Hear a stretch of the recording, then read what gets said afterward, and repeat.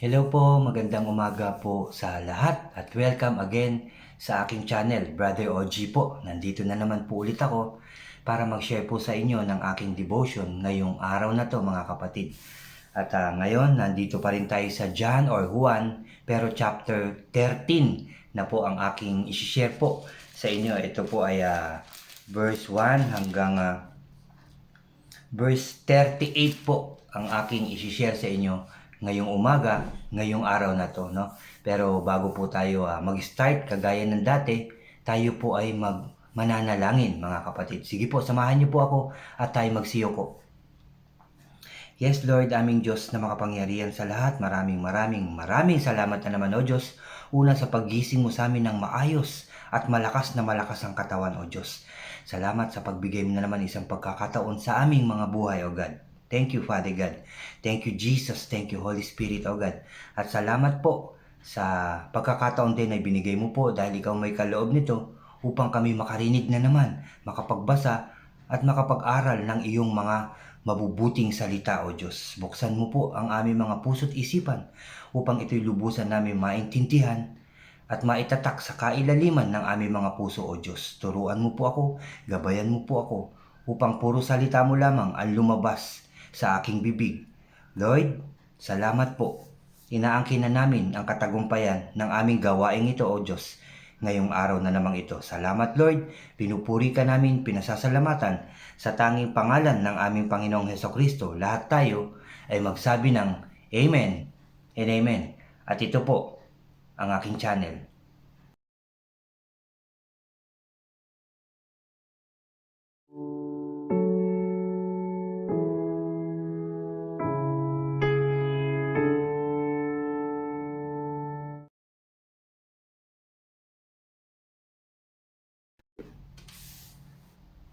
Hello po ulit mga kapatid. Sharing na naman nga po ulit ngayong araw na to. Dito po sa ulitin ko lang sa Juan or John chapter 13 verse 1 hanggang 38 po yung aking i-share. Pero bago tayo mag-start, anyayahan ko lang yung mga bago po sa aking channel na mag-subscribe po kayo at paki-like nyo po. At mag-ano po kayo, mag-comment din kayo, no? At paki-click na rin ang notification bell po para updated po kayo sa iba ko pang mga i-upload. Salamat po. Mag-start na po tayo. Chapter 13 ng John, verse 1. Bisperas na noon ng Paskwa, alam ni Jesus na dumating na ang panahon ng kanyang pag-alis sa daigdig, na ito upang bumalik sa Ama, no? Alam ng ating Panginoong Jesucristo na dumating na ang araw ng kanyang pag-alis dito sa daigdig upang bumalik sa Ama. Mahal niya ang kanyang mga tagasunod na nasa daigdig at sila'y iniibig niya hanggang sa wakas. No, mga kapatid, ulitin ko lang. Mahal niya ang kanyang mga tagasunod na nasa daigdig, no, nandito sa daigdig, at sila'y iniibig niya hanggang wakas. Sa panahon ng hapunan, inilagay ng sabi dito, ulitin ko lang ang verse 2. Sa panahon ng hapunan, inilagay na ng dyablo sa isip ni Judas na anak ni Simon Iscariote na ipagkanulo niya si Jesus sa mga Hudyo. Nalalaman ni Jesus na ibinigay ng Ama sa kanya ang buong kapangyarihan. Alam din niyang siya'y mula sa Diyos at babalik sa Diyos. Kaya't siya'y tumayo mula sa hapag, nag-alis ng panlabas ng balabal at nagbigkis ng tuwalya sa baywang. Pagkatapos, naglagay siya ng tubig sa palanggana at sinimulang hugasan ang paa ng mga alagad. Alam mo, ang ating Panginoong Jesucristo ay nagpakumbaba dito. Sobrang pagpapakumbaba. Anak siya ng Diyos pero hinugasan niya, mga kapatid, ang paa ng mga alagad niya. At sabi nga dito, sinimulang hugasan ang paa ng mga alagad at pinunasan ng tuwalya nga nakabigkis sa kanyang baywang. Paglapit niya kay Simon Pedro, tumutol ito Sabi niya, Panginoon, kayo ba ang maghuhugas ng aking paa?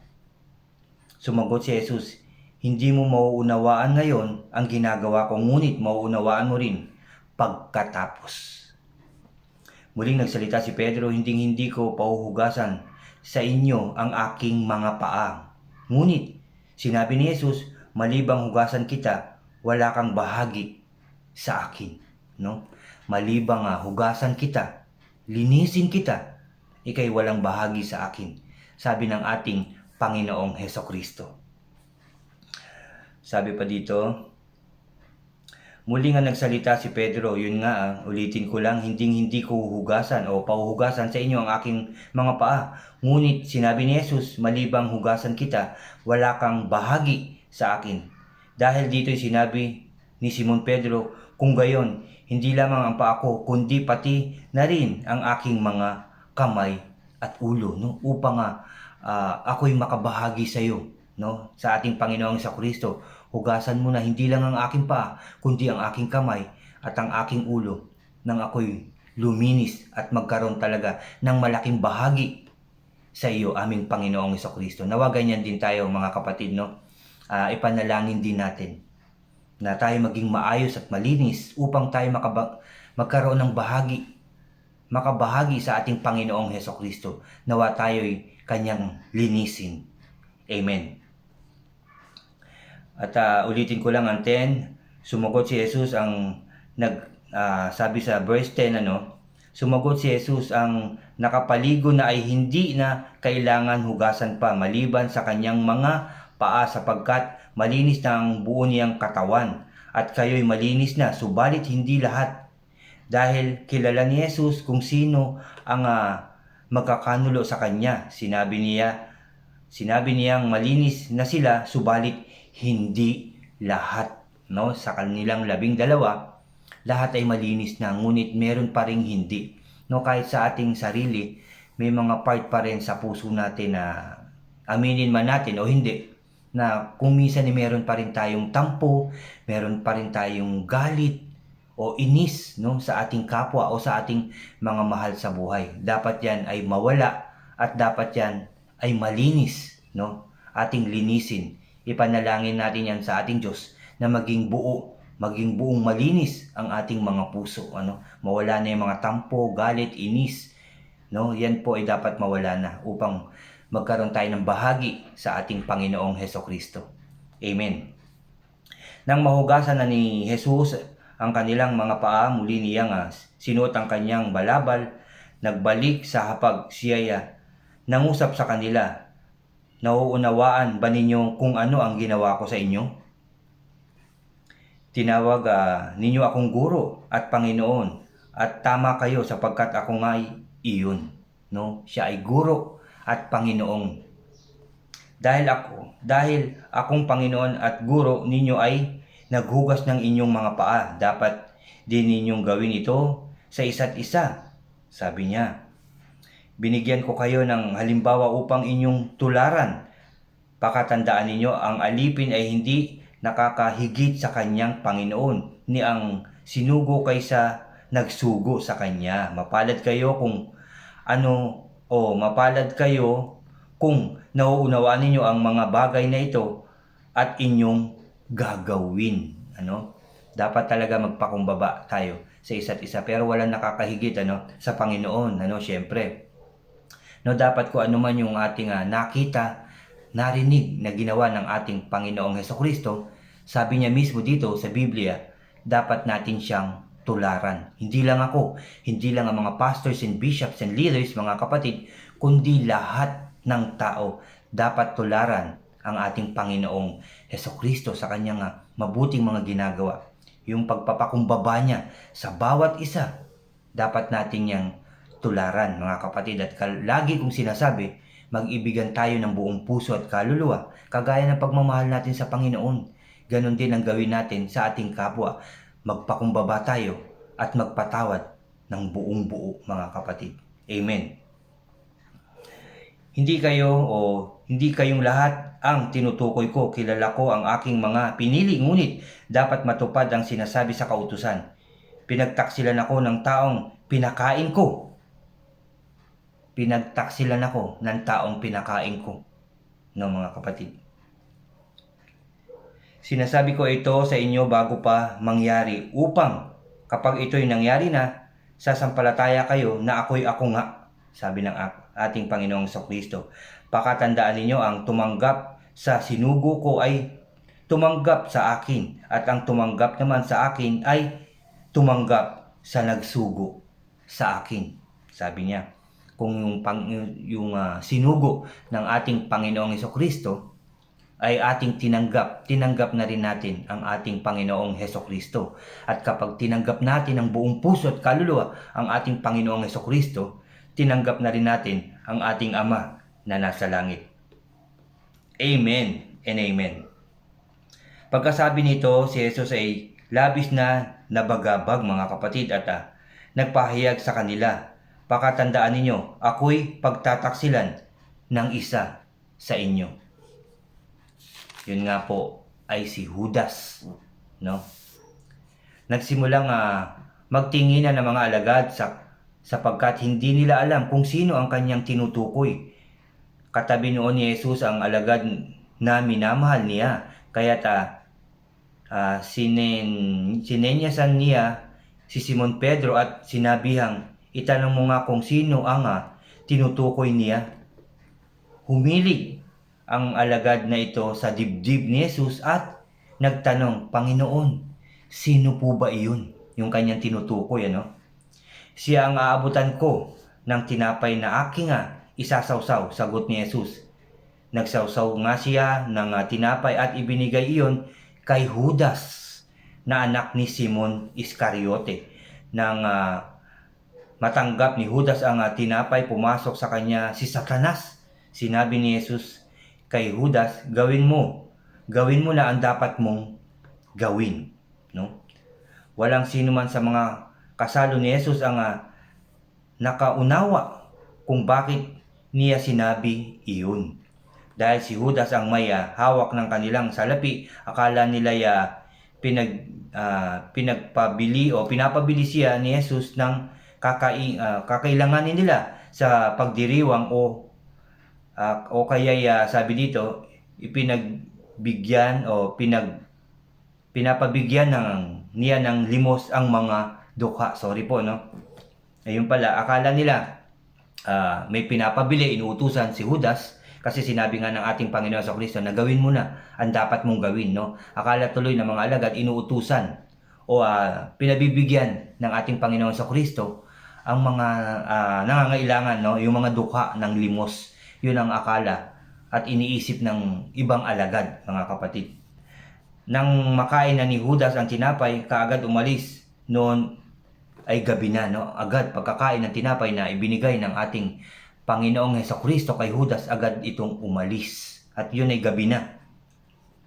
Pagkaalis ni Judas ay sinabi ni Jesus, ngayon mahahayag na ang karangalan ng anak ng tao. At sa pamamagitan niya ay mahahayag din ang karangalan ng Diyos. Yung araw na yun, dahil ipagkakanulo na ang ating Panginoong Jesucristo, kaya mahahayag na ang karangalan ng Diyos Ama. At kapag nahayag na ang karangalan ng Diyos sa pamamagitan ng anak ng tao, ang Diyos naman ang magpapahayag ng karangalan ng anak, at ito'y gagawin niya agad. Mga anak, kaunting panahon na lamang ninyo akong makakasama.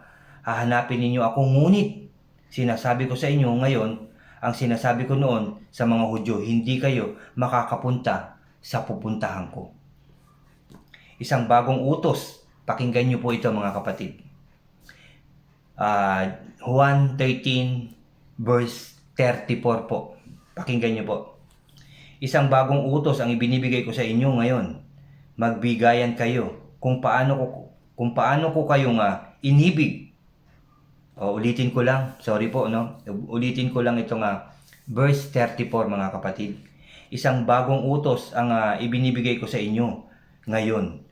Mag-ibigan kayo kung paano ko kayong inibig, gayon din naman mag-ibigan kayo. Kung kayo'y mag-iibigan, makikilala ng lahat na kayo'y mga alagad ko, no? mag-ibigan kayo kagaya ng pag-ibig ko sa inyo.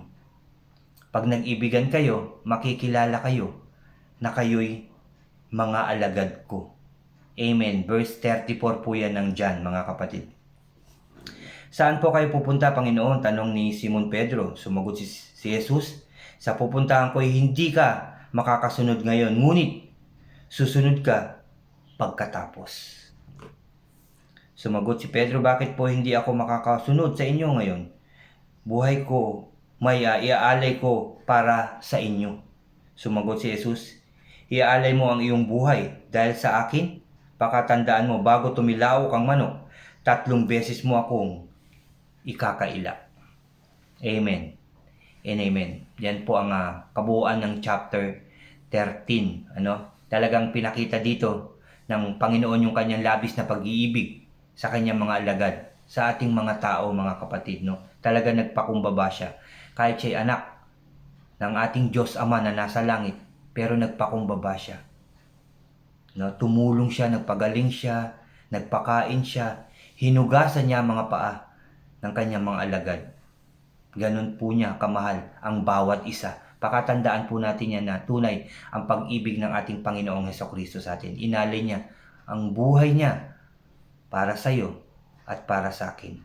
Kaya binibili niya hanggang ngayon, mga kapatid, sa bawat isa ang verse 34. Ulitin ko po ang verse 34. Isang bagong utos ang ibinibigay ko sa inyo ngayon. Mag-ibigan kayo. Kung paano ko kayong inibig, gayon din naman mag-ibigan kayo. At verse 35, kung kayo'y mag-iibigan, makikilala ng lahat na kayo'y mga alagad ko. Amen and amen. Yan po ang inuutos sa atin ng ating Panginoong Hesukristo sa atin ngayong mga oras na to. Ang tayo'y mag-ibigan ng buong puso at kaluluwa. Amen and amen. Napakaganda po, no? Napakaiksi pero napakasiksik sa laman ang siksik ang inuutos sa atin ng ating Panginoong Hesukristo. Maraming salamat po, mga kapatid. Mag-ibigan po tayo. Amen. Tayo po ay dudulog uli sa ating Diyos na makapangyarihan sa lahat. Magsiyuko po tayo at ihanda natin ang ating mga puso. Hallelujah, Lord. Hallelujah, Jesus. Hallelujah, Holy Spirit. Aming Diyos na makapangyarihan sa lahat, salamat sa iyong mga salita na aming nabasa, napakinggan na naman ngayong umagang ito. Lord, salamat dahil lagi mong binibilin at ipinatatatak sa aming mga puso ang totoong pag-ibig. Una, sa aming Diyos Ama. Ang pag-ibig na totoo ang iyong hinihiling sa bawat isa sa amin, Panginoong Hesukristo. Kung paano mo inibig ang lahat ng tao, ang gusto mo'y ganun din ang pag-ibig na ibigay namin sa aming kapwa. Hindi lang sa aming mga mahal sa buhay, kundi sa lahat ng tao, Father God. Sabi mo nga, kahit sa kaaway, dapat namin itong ibigin ng buong puso at kaluluwa. Nawayan ang itatak mo sa aming mga puso, O Diyos, ang totoong pagmamahal sa bawat isa. Salamat, Lord, sa iyong mga salita na amin napakinggan, O God. Ikaw ang may kaloob nito, O Diyos. Ikaw ang may kagustuhan nito upang makapag-aral, makarinig, magbasa kami. Palagi, O Diyos, ng iyong mga makapangyarihan salita. Salamat, Father God. Salamat, Jesus. Salamat, Holy Spirit, O God. Nawa, hindi lang ang pastors and bishops and leaders ang makarinig at mag-aral ng iyong mga salita, kundi lahat ng tao, dahil ang lahat ng tao ay iyong inibig. Dapat lang na sila rin ay makabahagi sa iyo, O Diyos. Makarinig ng iyong mga salita, O Diyos. Salamat, Lord, sa pagkakataon na yan na ibinibigay mo sa bawat isa. Sa lahat ng tao, O Diyos, salamat. Lord, thank you very much, O Lord. Salamat po. And I pray, Father God, na lahat ng tao makarinig ng iyong mga salita. Magmahalan ng buong puso at kaluluwa. Simula sa aming mga presidente sa bawat bansa, yan nawa ang maitatak sa kanilang mga puso, O God, ang magmahalan sa bawat isa. Lord, salamat, Lord.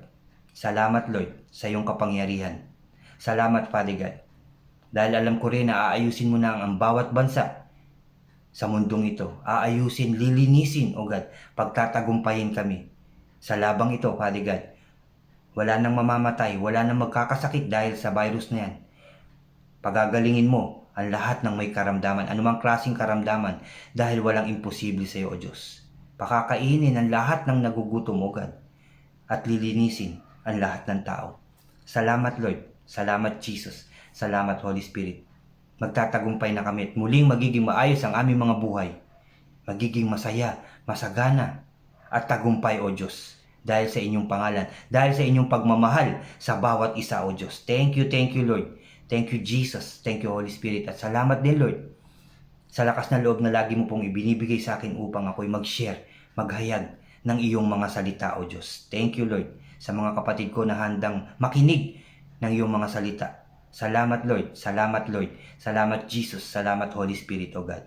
Please always bless us all and guide us all at palagi mo po kaming ilayo sa anumang kapahamakan, karamdaman, tukso at gawa ng kaaway o Diyos. Salamat po Lord sa proteksyon na lagi mo pong ibinibigay, pinagkakaloob sa bawat isa sa amin. Salamat Father God. Salamat Jesus, salamat Holy Spirit. Muli Lord, pinupuri ka namin, pinasasalamatan, sinasamba at dinadakila o Diyos sa tanging pangalan ng aming Panginoong Kristo. Lahat po tayo ay magsabi ng Amen and Amen. Salamat po muli. Salamat po mga kapatid. Salamat po sa inyo. Mabuhay po tayong lahat. Mabuhay tayo sa pangalan ng ating Panginoong Kristo. God bless everyone. God bless po sa ating lahat. Amen.